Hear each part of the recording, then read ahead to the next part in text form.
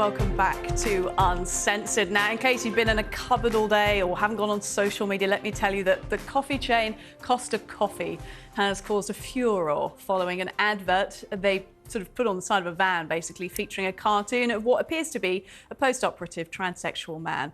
Now, critics who've been very angry about this online all day say it's glorifying and celebrating irreversible surgical procedures for young women.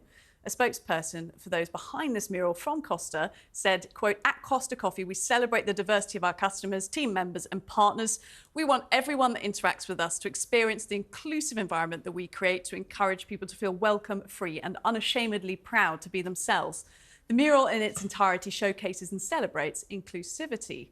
Now, we're going to be talking about this now. Is it outrageous woke propaganda or just a storm in a coffee cup? Who better to give us our opinions on this than CEO of the LGBT Alliance, Kate Barker, and celebrated LGBTQI plus campaigner, Peter Tatchell. Thank you both for making time to talk about this. And I'll if you don't mind, give you my view on it, and I sort of included it within the opening sort of talk in the show regards nuclear. So, you know, we've taken our eye off the ball here. We need some perspective on this. The furor over issues like this drives me absolutely up the wall. I understand there's important, sensitive debates and discussions to be had about the trans movement and about its place in society, but I am slightly exasperated by the attention that this type of stunt gets, and my concern is that corporates and companies are now exploiting the experience of trans people, saying that they're being inclusive, but at the same time knowing that it's just going to generate so much controversy and conversation around their brand that they won't be forgotten about. And sure, some people may boycott Costa Coffee, not get their coffee, but some people may well go in, and that's successful marketing in and of itself. My fear about all these things, as always, is that trans people haven't been included or consulted within this debate. I'm obviously far on probably the more left and wokey end of this than some other people on this network as well. But I want to come to you and ask for your opinion on this. Let's just start with you, Kate. I mean, to start with, I think it's ghoulish and it's grotesque. And it's really greedy of Costa. Imagine thinking, what's really going to make our tills ring? I know, the mutilation and the misery of girls who hate their bodies. And this isn't about a trans issue.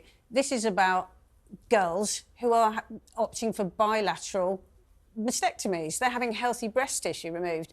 And it's not a niche issue. It's not a small issue. Before I came on this afternoon, I hopped onto GoFundMe. And into the search bar, I put top surgery. And there are 8,649 girls saving up, hoping, planning for top surgery. GoFundMe is only one platform. There are loads and loads of others. So what we're looking at, really, is tens and thousands of girls in the UK trying to save up money to get this done. Now, so it's not niche. I don't think it... I liked your storm in a coffee cup, but I don't think it is. And I think it's about vulnerable girls. I don't think it's a trans issue, and I think that adds too much heat to the debate.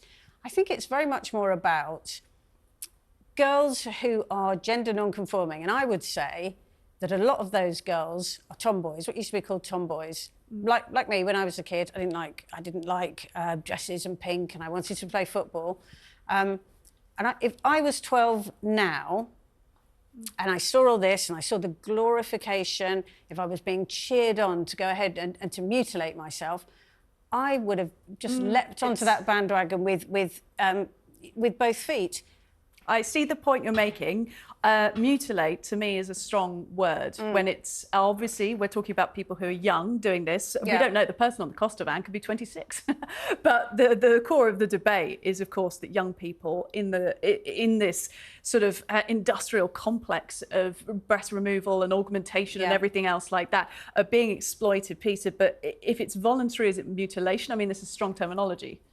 Well, first, let me say that I think that the obsession with the trans issue is out of all proportion. We have more than 7 million people on our hospital waiting lists. Some of them are dying because they can't get surgery, and we're obsessing over a cartoon on a coffee van. That's absurd priorities. But to answer your point directly, in this country, no one can have gender reassignment surgery before the age of 17 as a minimum in England. Sorry, let me. I didn't interrupt you. That's false, Peter. Let me finish. You didn't interrupt. in England, not before the age of 17, except if there are exceptional circumstances. But most people will wait 3 to 5 years to get their first appointment at a gender identity clinic. They'll have to have a series of further appointments, usually between 6 months and 1 year apart, and then they have to wait another 3 to 5 years to have the surgery. So it's very rare for anybody to have surgery before the mid to late 20s. And I know people in their early 30s who are still waiting, having applied 13 years ago. OK, so you're saying the issue isn't as grossly out of proportion, or it's not happening as frequently as some might think, and some people are struggling at this. Kate, you had a point. Yeah, it's actually false that no children are being operated on. The NHS has highlighted 51, it's not very many, but 51 girls aged 16 and 17 who've had mastectomies. And I know you think mutilation is a bit extreme, but, you know, that's healthy breast tissue. Those operations are really, really serious. And there's a reason why people like Peter call it top surgery. Because I never mentioned top surgery. I've heard you mention it before, because it sanitises it. It sounds quite cute and neat and easy and simple, but it isn't. It's a really serious surgery. Ask any woman that's had breast cancer what it's like to have a mastectomy. And to do that to yourself, to your healthy body, it's irreversible. I think it's the only silver lining is that people do have to wait a long time. Is there an age at which you would deem it acceptable for somebody to make that decision themselves? Our position is that for a very small minority of people who've had the proper support, proper counselling, had time to think, having a surgery, a cosmetic surgery, which enables them to resemble the opposite sex is a good option for them, and we hope that would help them to live a happy life. I don't think it's down to ages, except we would say never, ever, ever for children. It's absolutely wrong. Let's listen to some testimony now. In fact, this is the story of Chloe Cole. She's a detransitioner, 27th of July 2023, her 19th birthday, testified to Congress with a final warning that medical treatments to change the gender of confused children is, quote, horrific. Let's take a listen. We need to stop telling children that puberty is an option. Puberty is a rite of passage to adulthood, not a disease to be mitigated.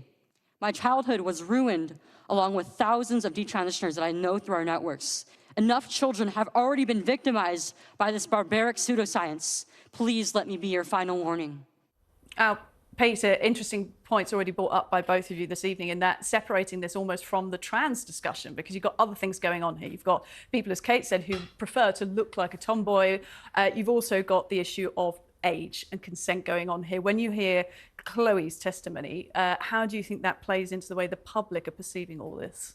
Well, I'm very sorry for Chloe that she went through a bad experience, but she did not go through that experience, as far as I'm aware, under pressure or in a short space of time. This resulted in many years of counselling and seeing specialists, and then she decided to go ahead with it. Now, I'm sorry that she regrets it. I'm very sorry for her, but there are only less than 1% of trans people who have gender reassignment surgery reject or have regrets about it.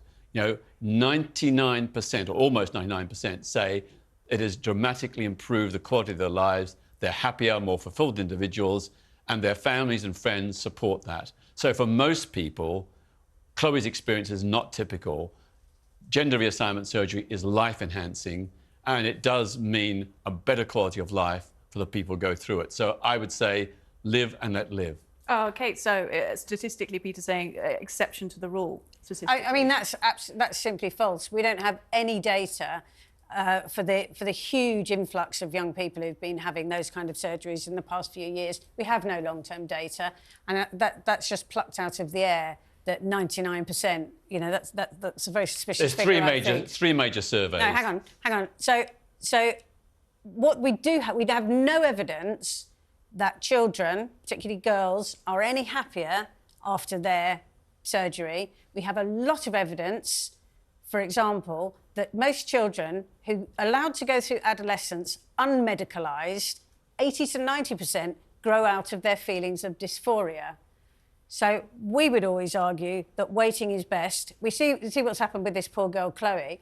I think that in years to come, we're not going to remember the names of these girls because there's going to be a flood of them.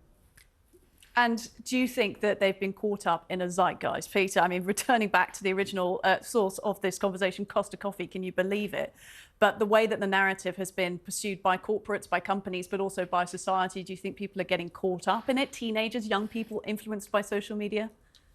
There may be a tiny element of that, but it's not typical and not the norm. The vast majority of people, and I know dozens and dozens of trans women. I wish Kate would stop calling them girls. They're not girls, they're mature women, often in their 20s, 30s and 40s. Chloe is 15. Yes, and I just explained that I had sympathy with her, but she's in the United States, she's not here. Here in this country, people have to wait years, typically for gender reassignment surgery, from the very first application to have a gender identity clinic appointment. It will take 10 or more years for them to have any surgery, during which time they are counselled and given support so they've got opportunity to reconsider and to assess whether they're making the right decision. So the idea this is rushed or forced on people is simply false. And it's really painful for those many trans people who have to wait all these years to get the surgery that will affirm who they truly are and make them happy. Can I just say that those 8,500 young people, mostly girls, who are crowdfunding for their surgery, aren't going through the NHS. I was busy on Google today and I had a look at clinics in London where you can go and get gender reassignment surgery and the prices for it. And they are absolutely booming. So the NHS is one thing and there is a long wait time, but people are funding for surgery themselves and they're going to clinics which are taking advantage of people who dislike their own bodies. It's an absolute scandal. Well, this will be the biggest scandal that's going to hit. We agree, and no one should be rushed into this. Yeah, and that no one should make a swift decision. Yeah. It has to be thought through very carefully. People have to be counselled, they have to be questioned, and they have to be given other options. And then if they decide that's what they want, then we should respect their autonomy and their right to consent. Yeah. I think that is an agreement we've reached. And look, I don't think we've finished talking about it. I think this will continue to be a hot topic of debate extraordinarily. But this evening, we've learnt, of course, that there's so many different levels to this and people involved. Kate, Peter, thank you very much for your views.